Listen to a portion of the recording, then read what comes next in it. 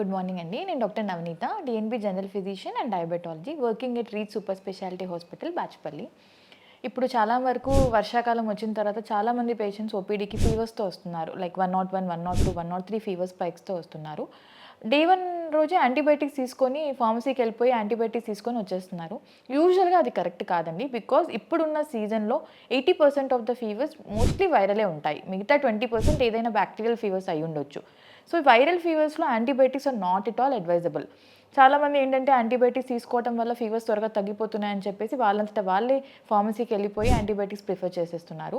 ఎందుకు వద్దు అని చెప్తామంటే బికాజ్ వైరల్ ఫీవర్స్‌కి, బ్యాక్టీరియాకి చాలా డిఫరెన్సెస్ ఉంటాయి.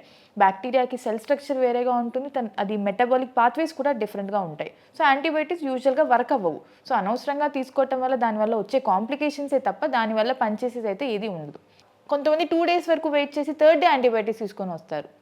సో, యాంటీబయాటిక్స్ తీసుకోవడం వల్లనే నేను బెటర్ అయ్యాను అని చెప్తారు. But that is not correct. యూజువల్‌గా వైరల్ ఫీవర్స్ ఏంటంటే అదంతట అదే తగ్గిపోతూ ఉంటుంది.